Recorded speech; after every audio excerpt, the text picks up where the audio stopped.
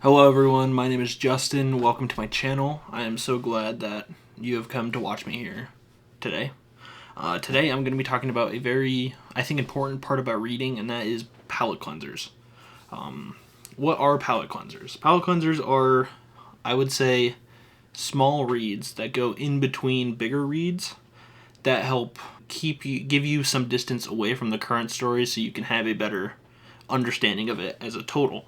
Because if you're up close to a story the whole time, I don't believe that you can consume it and understand everything that there is about it. And palate cleansers also give you more time and room to think about what you just read. So I firmly believe that there are some very good palate cleansers, and there's one that I'm currently one method, I guess you could say, that I'm currently using. There are a few methods to use palate cleansers. The first one, I would say, is to read outside of your current genre that you're reading in. If you're reading in like a sci-fi, I would recommend more of a fantasy take. And if you're in a fantasy, probably more of a sci-fi, or vice versa. You could stay within the same genre. You could also go outside of both of those genres and go into like non-fiction or fiction, literary fiction.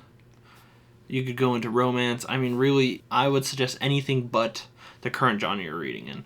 And they don't have to be huge books either. Because if you're reading these huge tomes, like Brandon Sanderson, then it doesn't make a whole lot of sense to palate cleanse with another large tome. I have a few recommendations for palate cleansers. Not all of these I have read, but they will serve the purpose of showing what a good palate cleanser could be. So the first two I'm going to show are both indie reads. The first one is Silence in Silver by Andrew Watson, a fellow booktuber. And this is a tiny book. It is 51 pages. You could finish that in a day if you wanted to and give yourself some distance. I think that this one is great. I have read this one, and I believe that it is an awesome way to introduce yourself to a world and to a character that really had a lot of thought behind it. The second one is The Fall by Ryan Cahill. It's pretty popular, but this is another indie read. This one is a bit longer at 75-ish pages, so it's slightly bigger. I don't know if you could tell with how minuscule they both are. These are both very good one-day reads. 1 day, 2 day reads. I mean, really, just pick them up, read them, escape from the current landscape of the book that you are currently reading, and really help yourself focus and drive forward towards understanding everything and getting a refresher in between things. Because if you consume too much of one thing, it ends up getting stale. The next two books I have, or I guess, yeah, the next two books are collections, I would say, of short stories, and not really major. I don't think they're... I mean, one is the beginning of a series, but the other one is in between books, and you don't have to read them to fully understand what is happening within the series. And that is The Lesser Devil and Other Stories, also known as The Lesser Devil and Sun Eater Volume 1, Sun Eater Stories, The Tales of the Sun Eater.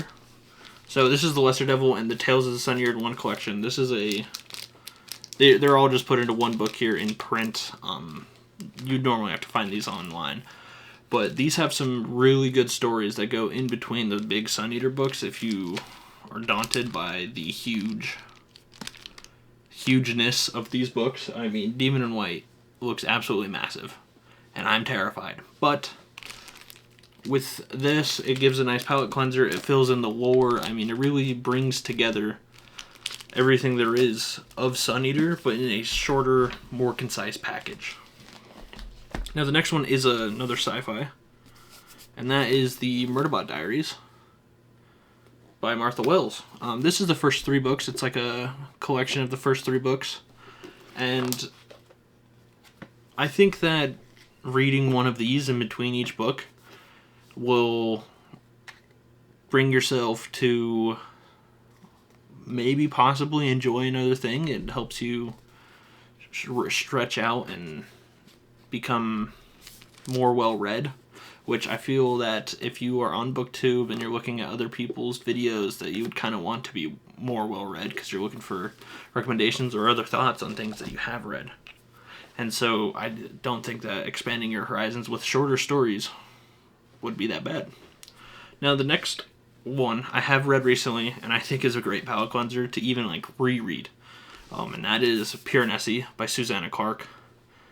This book is so weird and so interpretive to your own expression that I feel if you reread it like 3 times, you would come with a different answer each time you reread it. This is, quite frankly, the most thought-provoking book I think I've ever read. And it fits in a 250-page package. And this is, I guarantee you will be a little confused, and you will end up loving this book if you do read it. Now, the current thing I'm reading in between each book is more short stories than novellas. And that is The Paper Menagerie by Ken Liu. I am about that far in, because there's so many in here, and The Paper Menagerie is probably what takes up a good chunk of it. It's quite frankly, everything I've read in here, I've always come out thinking differently. It gives me a new perspective, and I think that's important when reading, is to get new perspectives while we're entertaining these other perspectives that we're following. I hope that my recommendations can help you when you're reading your next series, like Malazan or Sun Eater or Stormlight, or any huge series, Song of Ice and Fire. And I hope that you will pick up one of these books and that you will learn to love them. So I appreciate you guys for watching. Thank you very much, and I will see you guys in the next one.